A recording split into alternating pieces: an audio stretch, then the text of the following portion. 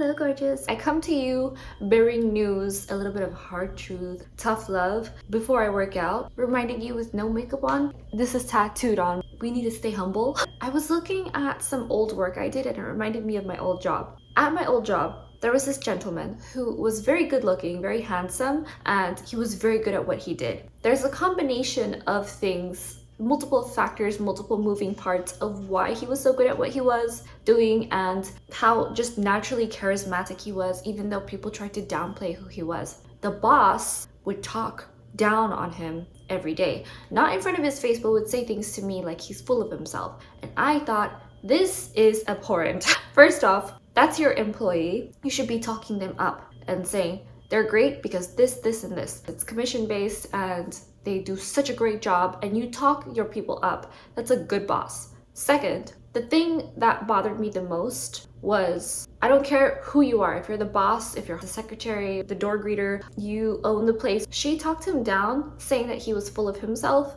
When I talked to him, he was actually very, very humble, a very good person, was always staying elegant, looking out for others, being considerate, being compassionate, and did not want to come off as pushy or gross or disgusting, and would let people naturally come to their decisions on their own. Very patient, very kind, very gentlemanly all around. Dressed sharp to the nines and was always at a very high standard for himself. Nobody prompted him to. He was just probably raised well, had a good, understood the good things about life, absorbed all the positivity, and stayed positive even when things were down. And even when I was down, he would talk me up. And he always had incredible advice. When I asked him for advice, he would never give unsolicited advice. He would just give, when I asked, he would always give the best advice that I still live by today. What I learned from this is that people will see how good looking you are, how disciplined you are,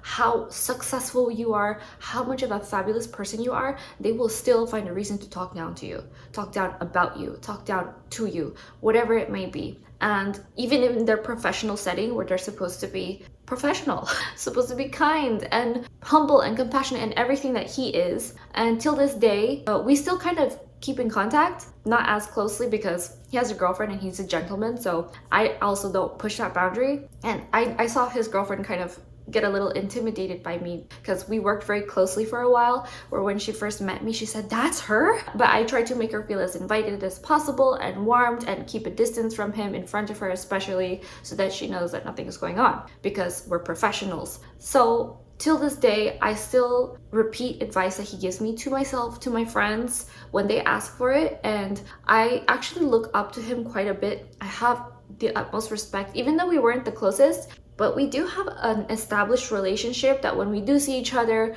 we're very ladylike and very gentlemanly, and he makes me aspire to be better, more disciplined, more confident. And people are trying to keep you ugly. People are trying to keep you down. What I noticed is people who do not like themselves because the boss was on this journey trying to be a good person and struggling with themselves. I could see that they were trying to lose weight and they would talk badly about him, and he and I would have everything we talked about, we would see eye to eye on absolutely everything. So say for example, if I drank too much coffee or he drank too much coffee, we would both say, let's run it off at the gym, let's sweat it out so we can finally go to sleep separately at home. But we're talking about all these separate things we naturally both did. We had a lot in common. We were very much on the same page with a lot of moral things, with a lot of health things, and just mental discipline.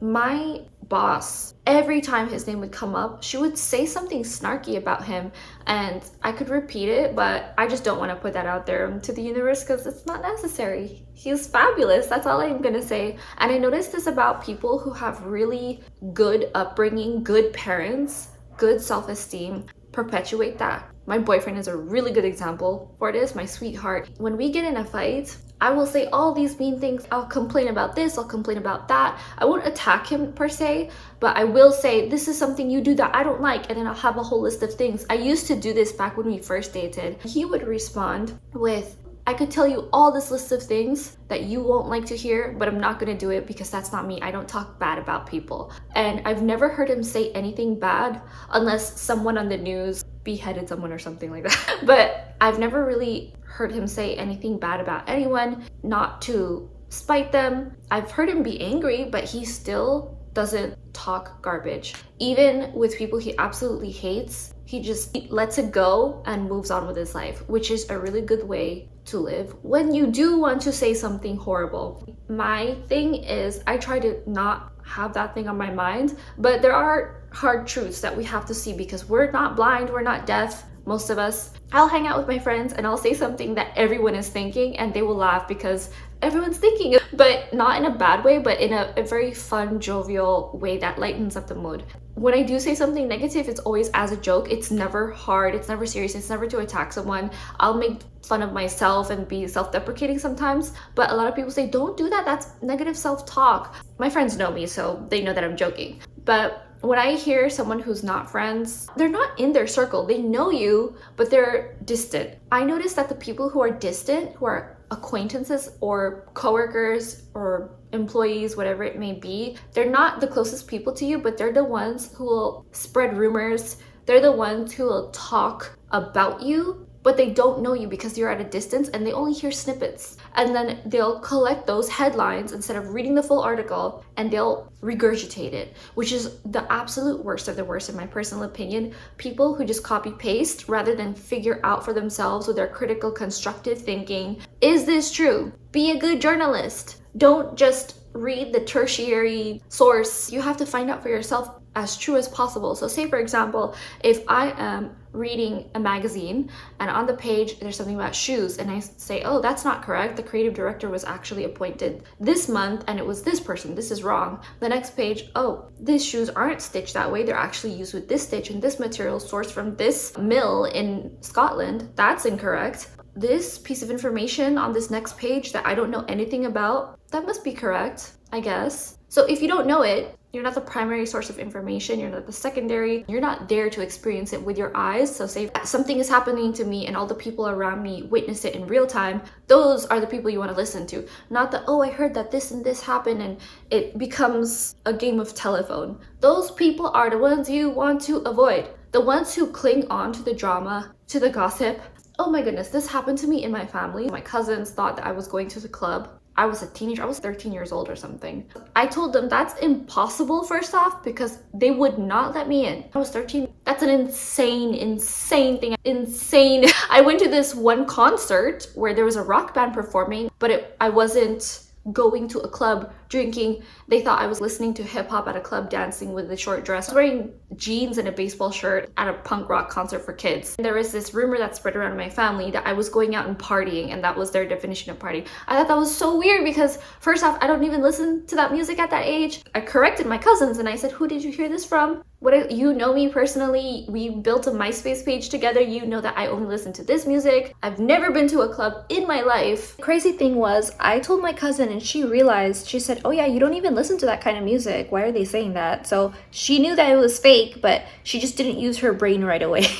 I went to a concert that was outdoors. That was like a music festival for all ages, but that was just so weird because there were people there with their kids. My time is expensive, and I notice a lot of the people who try to talk bad about me have a lot of time, or they don't know how to use their time to be productive, to do something like take care of themselves, get their life in order so that they don't have this issue. They're not disciplined themselves. They waste their time on others living rent-free in their head. I notice that high-value people are busy. They're not thinking about other people. They're Apple. Apple is famous for not caring what other companies do. They don't do new things. They just work on themselves. A lot of other companies have a lot of competing things, but nobody cares about them because Apple is one of the most widespread companies in the world that is successful. People all over the world have it and started out as this little thing from California. So if you're a little thing, work on yourself. Don't worry about what Walmart is doing or what Samsung is doing with their phones. Microsoft has some of the most incredible software, but nobody cares because nobody uses it. Sorry, some people might, but people twist their face up when they hear that someone else has Microsoft. You're working on you. Who cares what other people think? I cannot tell you how many times in my life where someone said, this person talks bad about you for the past 2 years for this and this reason. Someone pointed them out to me and I still had no idea who they were. I thought it was really weird, and this always happens to me where people are kind of interjecting their own opinion onto you. They're projecting their problems, obviously, but you have nothing to do with it. You're just a manifestation of why they're not seeing themselves as good enough, why they're not feeling fulfilled, because you're probably doing all the things that they want to do, or you're living the life they wish they were living. There are people out there trying to tear you down because you're disciplined, because you look good, because they see what they want to see and they're intimidated, or they're jealous, or they're this and that. And there were things like this really good guy that I genuinely knew, even if it was just professional, I had an incredible impression of him. We knew our boundaries and we could feel each other's energy. There are some things that you can't explain, but you just look at someone and you nod. You guys know you're on the same page. You read each other. The people who don't know how to read the room will overthink about these weird scenarios they created in their head because they're bored with their own life, or they just don't have their things together. They don't know exactly why our lives are so put together, and then they'll try to mess up your image. In a lot of cultures, reputation is everything. In my boyfriend's culture, your reputation, say for example, if you're not a man, what I meant by this is if you say someone's not a man, or if you point out flaws in them where they're not living up to the standards of what it means to be a good gentleman, people get really twisted about it, to the point that lives are taken and people fight physically over it. I'm not exaggerating. That's not to be messed with. It's a very different culture. In my culture, East Asian, reputation, you have to have everything in East Asia. In a lot of the cultures, you have money, education, especially in the West, and you have looks. It's not just, oh, you have one of the three. No, you have all the things in East Asia. Good grades, you're pretty, you're successful. You also have filial piety. That's a whole other thing. Duty to your family.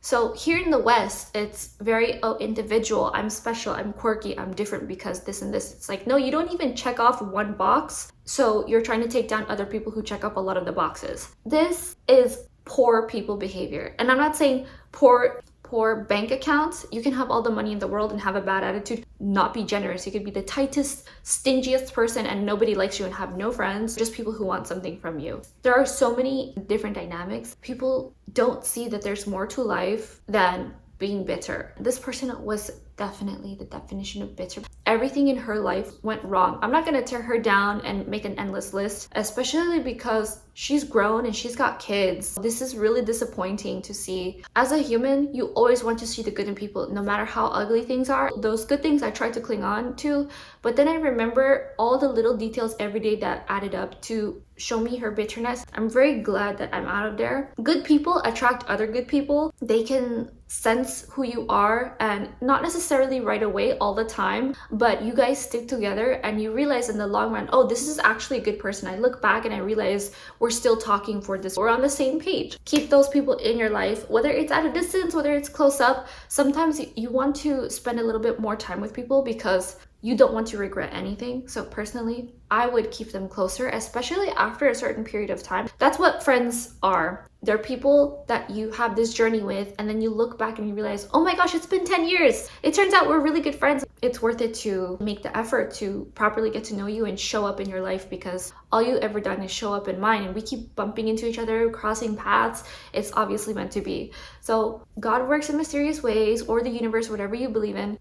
Being pretty, keep being disciplined, keep having fabulous character, lifting others up. Because if you ever see interviews of George Clooney, all these huge, successful people, whether you're a movie star or a businessman, they're always lifting up the people who are being self-deprecating. There will be an interviewer who will say, oh, you look fabulous, oh, I look like garbage. He'll say, no, you look like $1 million. What are you talking about? People who are truly successful, fulfilled in their life, a lot of people say happy. Are you happy? What they mean is, are you fulfilled? Does this fulfill you? At that point, they have their life figured out. That's the definition of put together. You have your health, relationships, people you love, a really good job, and then you can focus on all the extra skills, hobbies, things you want to master. That is a put together person. In general, those people are always bringing others up, even if they are up or if they are down. To me, in my head, they are always down because they're bringing others down. Something to keep in mind. Thanks for watching, and I'll see you later. قوموا بزيارة الويب سايت stylegr.com واشتركوا للحصول على أفكار ملابس أسبوعية مجانية